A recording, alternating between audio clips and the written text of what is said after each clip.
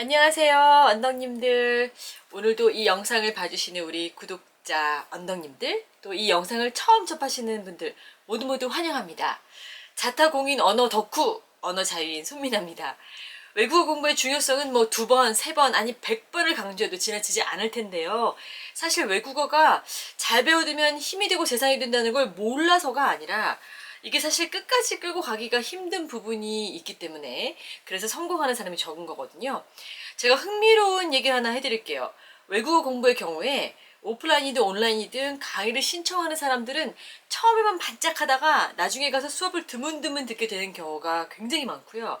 끝까지 마무리하는 사람은 극히 드물다는 것. 또 초급과 중급에 비해서 고급반으로 올라간 학생 수는 현저히 적은데요. 특히 중급반의 경우는 들은 사람이 또 듣고 또 듣고 또 듣고 이런 양상을 보인다고 해요.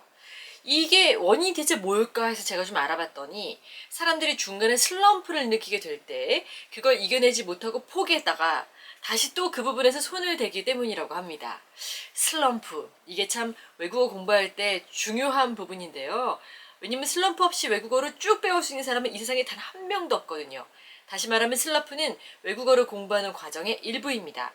그리고 이것을 어떻게 이겨내느냐 하는 것은 외국어 공부의 성공 여부를 결정하는 아주 중요한 부분입니다. 한 가지 희망적인 건요, 슬럼프 극복이 그렇게까지 끔찍하게 힘들거나 불가능한 일이 아니라는 거예요. 우리가 몇 가지 간과하지 말아야 하는 사실이 있고, 이 방법을 알기만 하면 여러분도 잘 해내실 수가 있습니다. 저도 당연히 외국어 배우면서 수도 없이 많은 슬럼프의 순간들이 있었는데요.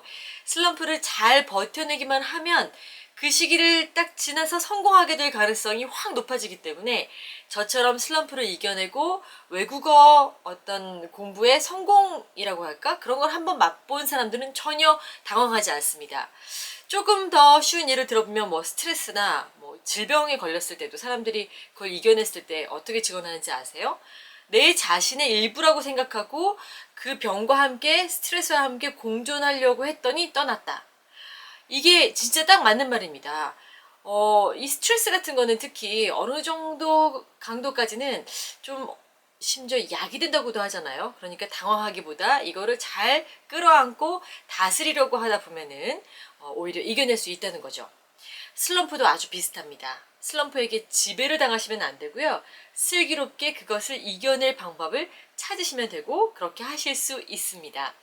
다시 한번 정리하면 외국어 학습을 포함한 모든 공부의 과정 중에는 우리가 흔히 말하는 슬럼프라는 게 찾아올 수 있는데 이건 너무나 자연스러운 현상이고요. 특히 언어 공부 중에 찾아오는 슬럼프는 버티기만 잘하면 반드시 극복할 수 있다. 또 이런 슬럼프는 여러 번 다시 올 수도 있다. 그러니까 애초에 당황하지 말자. 요 사실을 머릿속에 딱 집어넣으시고 지금부터 제가 알려드리는 슬럼프 탈출을 위한 노하우 하나하나 잘 들어보세요. 우선 첫 번째, 몸을 움직여야 합니다. 머리가 돌아가지 않고 막다른 골목에 다다른 것처럼 아무것도 진전이 안 된다 느껴질 때는 머리가 아닌 몸을 쓰면 그 상황을 전환시킬 수 있어요.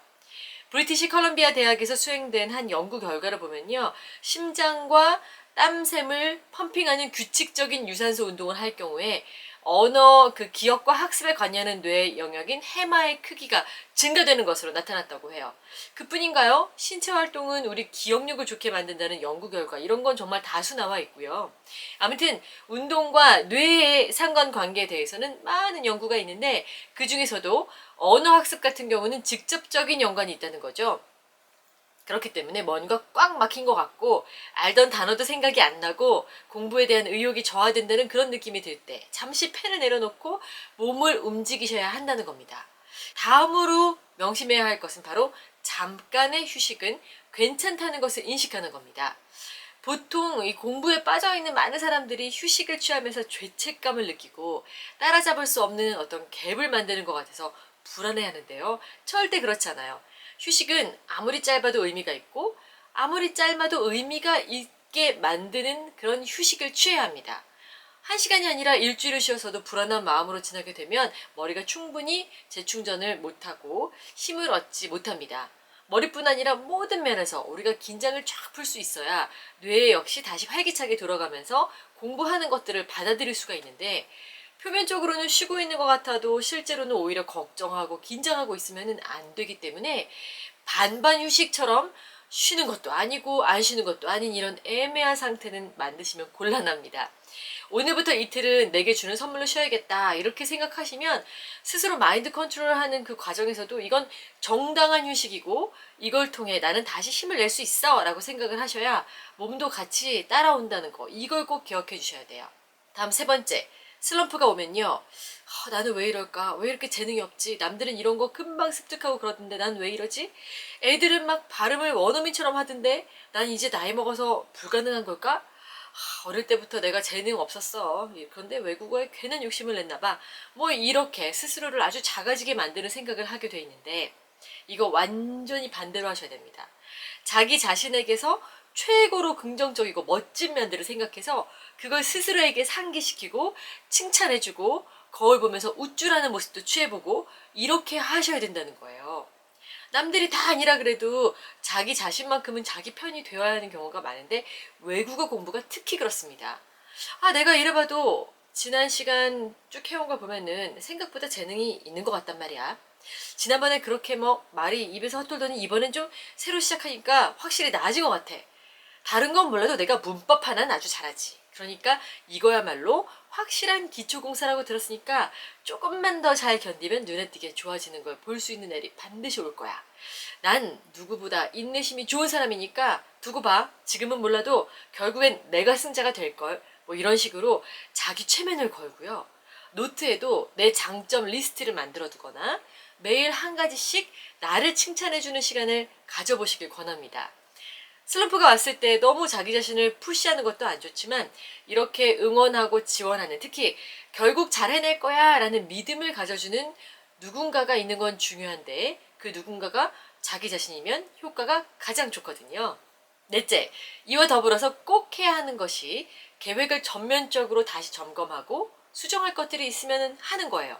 계획이란 건요, 적어도 제가 생각할 때는 앞으로 나아가야 할 방향을 제시하는 나침반 같은 거, 혹은 배를 타고 항해할 때 좌초되지 않게 길을 알려주는 등대 같은 존재이기 때문에 반드시 있어야 하지만 그에 너무 얽매이는 것은 좋지 않아요. 공부를 하다 보면 자기도 몰랐던 장단점이 보이고 학습자마다 각 영역별 진도도 다르고 사람이 하는 일이기 때문에 뜻대로 되지 않는 게 생기거든요. 또 자기 스스로도 몰랐던 새로운 학습법이 막 떠오를 수도 있고요. 몰랐던 정보가 더해지면서 한 단계 업그레이드 시키는 것도 가능합니다. 그래서 여러 가지 면에서 고려하면서 계획을 전반적으로 수정하는 작업을 바로 이 슬럼프를 거치는 시점에 하는 게 좋습니다. 너무 느슨하지도 않고 너무 타이트하지도 않게 자기 자신에게 맞춤형으로 계획을 재조정하고 나면 마음도 다시 초심으로 돌릴 수 있고요. 어느 정도 다시 한번 해보고 싶은 의욕도 새롭게 채워지거든요. 그러니까 이 시기를 활용해서 이런저런 생각들도 끄적여보고 계획표도 싹 다시 짜보는 걸 추천드립니다. 자, 이렇게 해서 오늘은 외국어 공부를 할 때 꼭 찾아오게 돼 있는 슬럼프 어떻게 이겨낼 것인가를 알아봤는데 다시 한번 강조하지만 이 시기는 스트레스 받으면서 자기 반성을 해야 되는 때가 아니고요. 오히려 지금 잠깐 쉴 수 있는 절호의 기회, 그리고 다시 한번 박차고 나갈 수 있는 중요한 시기, 이 사실을 인식하시기를 바랍니다. 열심히 도전하시는 여러분, 제가 진심으로 응원하고 있어요. 여러분 힘내시고요. 저는 다음 시간에 다시 찾아올게요. 구독, 알림 설정, 좋아요 잊지 마시고요. 늘 감사합니다. 여러분 안녕.